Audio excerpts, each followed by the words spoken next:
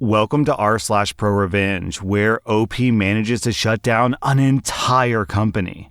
Our next Reddit post is from Warrior. In January of 2021, I began working for a very big American company in Europe that's in the energy sector. At the factory plant where I worked, we would repair gas turbine parts so they could be used again. If you were to purchase these parts for new, they would cost several $1,000s and they would last for about a decade or so. If you repaired these parts, it would only cost about 25% of a new piece and they would last for another 8 to 10 years. Our customers would pay us like 50% of the cost of a new part, and since each part was like $2,000 to $8,000 and a gas turbine contains thousands of pieces, we could potentially save our customers several $1,000,000 for each gas turbine. Customers would save a good chunk of money, and of course, the company was sitting on a golden goose. Over the decades, that meant that staff at this factory started making a lot of money. Over time, that led to problems among management because management cared less and less about skill and honesty. As long as the workers kept doing what they had been doing for the past several decades, money would keep flowing into the company. So you can see where this might be going. So I was hired on as part of quality control. Specifically, my job was to operate a 3D computer-managed measuring machine. As you can imagine, gas turbines get pretty hot and spin fast. A decade of heat combined with dynamic stress has the nasty habit of deforming items. As a result, we have to measure the items really precisely so that production knows which part of the item needs to be repaired, or if a piece is too broken to be used again at all. Operating this machine isn't too complicated. You put the piece into a bracket, clamp it down, load the correct model, and start the program. The machine then spits out a report. It wasn't hard to learn. I learned it in like a week. This machine was immensely important to the factory, running in 2 to 3 shifts per day, like 6 days a week. Something like 80% of all pieces that went through our factory had to be measured at least twice. As nearly anyone with a technical background can guess, operating a machine and understanding what it's actually doing are two very different things. When I started, there were only 3 guys who actually understood how that machine worked, as well as one technician, Vladimir, who could actually fix its code. Vladimir, however, was the technician for the entire factory, so he was a really busy guy. And whenever he had to come over, our department would have to pay for his time, which is something the bosses did not encourage. Of the 3 other guys who understood the machine, Antonio is the one important to this story. He had been working there for a few decades at least, and he knew every nook and cranny of this machine. He was a simple worker, but if something went wrong, he was the guy that you turned to. He had a bit of a short temper and used very, blunt language, but he was honest, open, and fair. So despite some heated arguments, Antonio and me got along swimmingly. What no one except for Antonio and I knew was that over the past several decades, Antonio had collected so much time off that he could retire 2 years early, and he was 63 years old. He had decided to groom me as his successor and began teaching me every little detail about the measuring machine. How to fix stuff, how to do proper maintenance, why it did certain stuff, and so on. Antonio was a perfectionist, but so am I, so I really appreciated him. During my first week at that company, I noticed its biggest problem. This factory had a massive problem with cliques, clans, and little circles. If you were part of the correct clique, you could do whatever you want and be untouchable. If you aren't in the right circle, well, then other people steal your credit and you make a fine scapegoat. I didn't care much about that, to be honest. For me, this was a well-paying job with a terrible commute, so I just wanted to stay there for as long as I could, earn my money, and then just take the next job.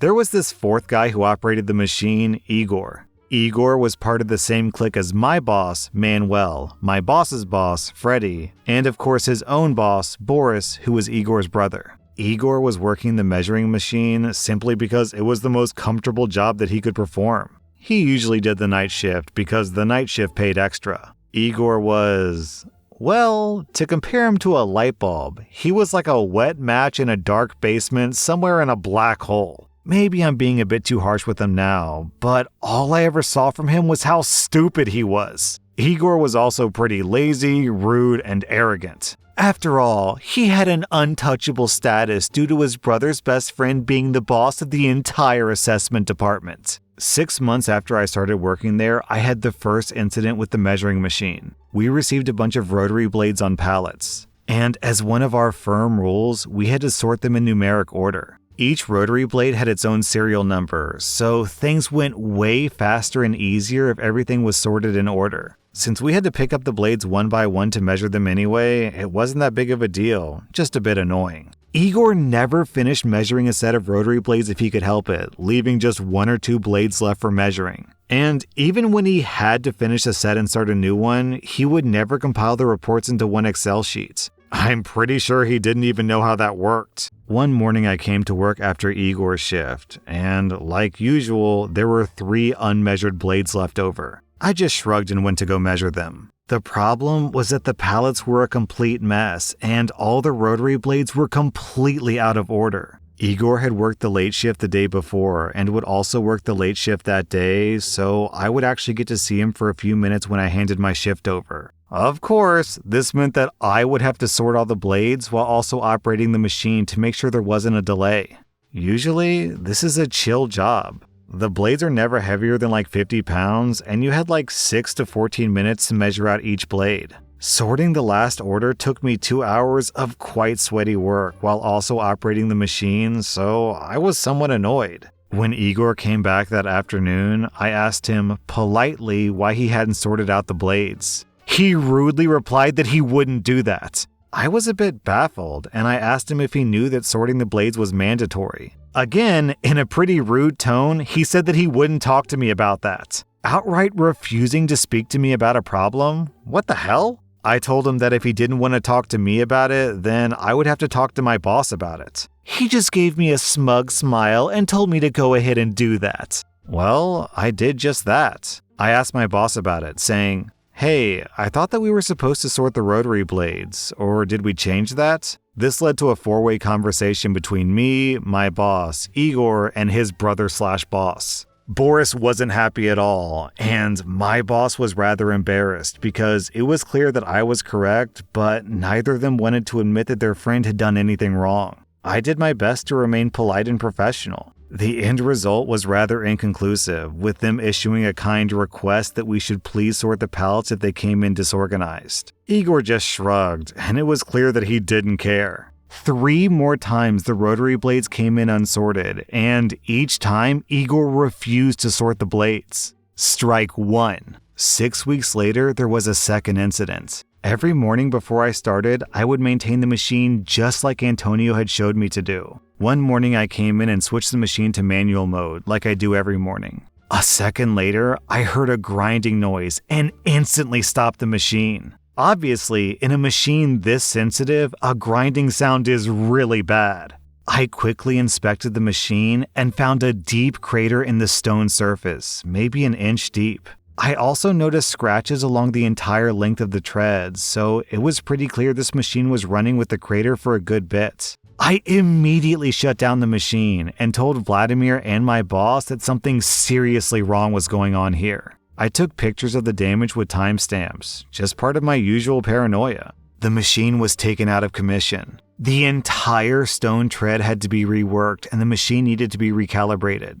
The machine was out of commission for a month due to that crater. That crater, by the way, looked exactly like the bottom corner of one of the blades, as if someone had dropped it onto the stone tread. And the previous shift before me was, drumroll, Igor, of course. Igor denied that he had done anything wrong, and also he couldn't recall seeing any scratches or hear any grinding noises during his shift. He tried to blame it on me, but I had reported this 5 minutes into my shift, and the last blade that Igor had measured was still in the machine. Again, it was clear to everyone that Igor had screwed up, but not even a harsh word was spoken to him. While the machine was getting fixed, we were put to different work. I got placed into the pre-assessment team where the pieces get their first evaluation. I made some good friends there, which would serve me later on. Strike number 2. After the machine got fixed a month later, we had accrued a massive backlog, to the point that the other departments literally had run out of work because they were waiting on us to get up to speed first.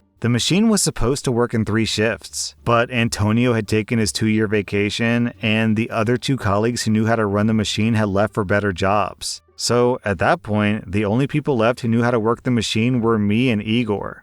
One morning, I noticed something pretty weird. The order that I had just started the previous afternoon was still not finished, again with just 2 blades remaining. Every measurement report has a timestamp.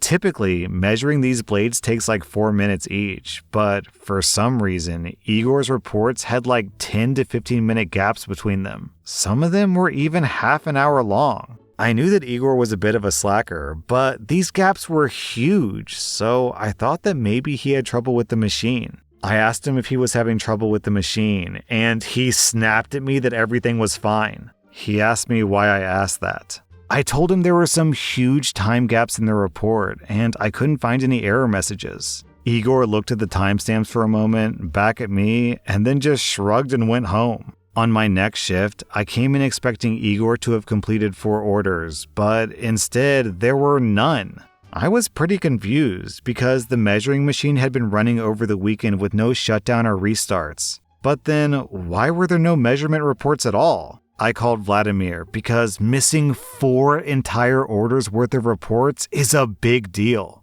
According to the rules, I also told my boss that the machine was in standstill due to technical issues. Both Vladimir and my boss came to the measuring machine, and together, the 3 of us looked for the problem. It took us a while to figure out that someone had turned off the reporting feature of the measuring machine, maybe to avoid the timestamps. This caused quite a bit of ruckus because all 4 orders had to be measured again, this time with reports. Again, it was super obvious that Igor had screwed up, but management needed a scapegoat, and I guess I look like a scapegoat. And now, finally, the revenge. That same afternoon, my boss's boss, Freddie, came up to me in his nice expensive suit and went straight into my face. I had been sitting in my chair compiling the results of the first order when he stood in front of me, giving me no room to get up. He looked down at me and snapped at me that he was sick and tired of me bullying my coworkers. He handed me a termination letter and told me that I had 2 options. I could either promise to do better, apologize to my coworker Igor, and admit that I was at fault, or I would be fired immediately.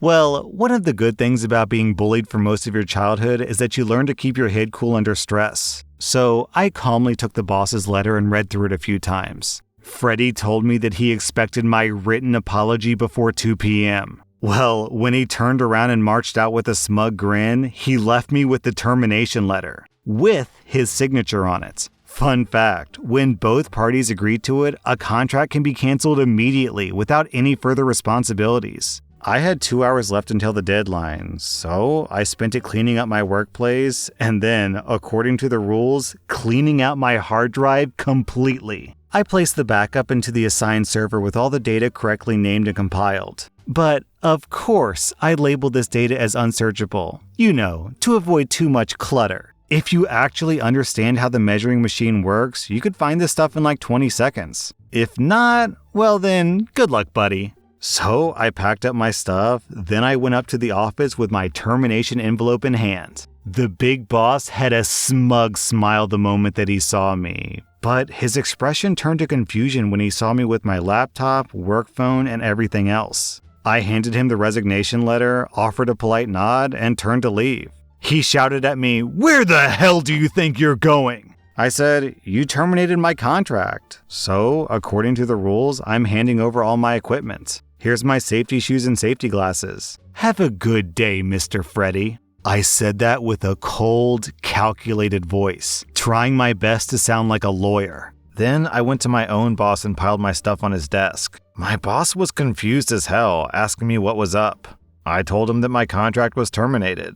My boss was a smug douchebag, but he wasn't that dumb. His eyes went big when he realized that I was the only employee left who knew how to actually run the measuring machine. He was lost for words and then rushed into Freddie's office to see that termination letter. I went home, and my now ex-boss tried to call me on the way home. But I dislike taking phone calls in public transportation, so I simply muted my phone and continued reading my book until I got home. When I got home at 4 p.m., I finally answered his phone call. My boss tried to convince me that I had to come back so they could sort everything out. I replied, I'll have a new job within a week, and it'll take you at least a month to train someone on the new machine. Assuming you had someone who could actually train that new person. I tell you what, give me a solid contract with triple the pay, an apology from Freddie, and I'll consider it. He told me that I was being completely unreasonable with these demands, so I said, so to get this clear, 3 times you guys try to heap the blame on me, and then you guys literally try to humiliate me and Freddie actually does fire me. And you want me to be reasonable?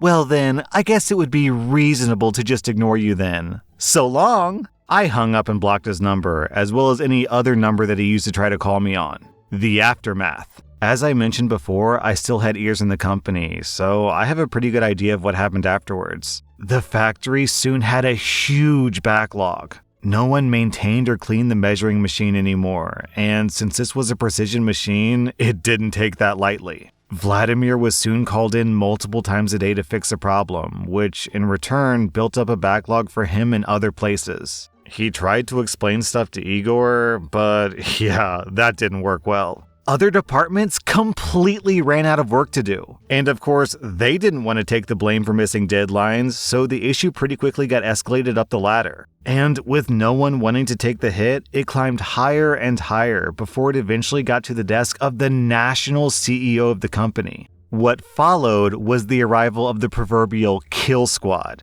You know, the modern equivalent of the executioner. A bunch of guys in very tight suits, no sense of humor, cold eyes, and strict command to find someone's head to put on a silver plate. From what I heard, there was even a prosecutor from the USA among them. I was called back by the company a month later, asking if I could come in for an interview. Not a job interview, mind you, but they wanted me to give them a statement about the whole affair. I happily complied and gave them the whole story as accurately as I could and openly admitted what I didn't know or what I was only guessing about. Igor got fired for careless negligence. His brother, Boris, likewise got the immediate boot to the butt. My boss was fired as well. He and Boris had been fired for mismanagement. Their boss, Freddie, however, not only got fired, but also dragged to court. And I have no idea how, but he was actually dragged to court in the US. But given how ridiculous that country's justice system is, and that he had been designated as a scapegoat by the company, I wouldn't be surprised if he had to hold very tightly onto soap for a good while.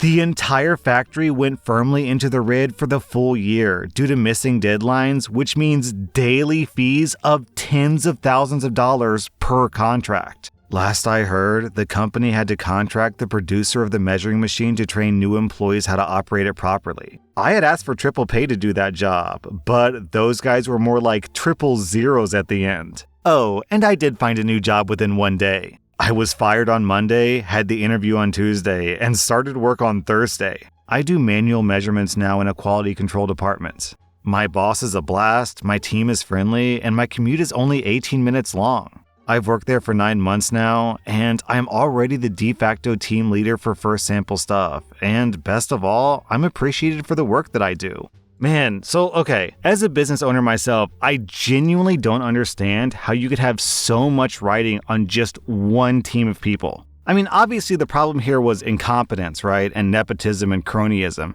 but what if that machine breaks? Does just the entire factory get shut down for a year while you get a new machine? Why not have a second machine? Why not have 2 machines and 2 teams working on it so that you never have a backlog? I mean, I can tell you why. It's because they don't want to spend the extra money. I don't know, man. It feels so weird to me that corporations that are that big and that profitable and that successful can be so stupid with their bottlenecks. That was rSlash_Prorevenge, and if you like this content, check out my podcast where I publish the exact same episodes. Also, hit that subscribe button because I put out new Reddit videos every single day.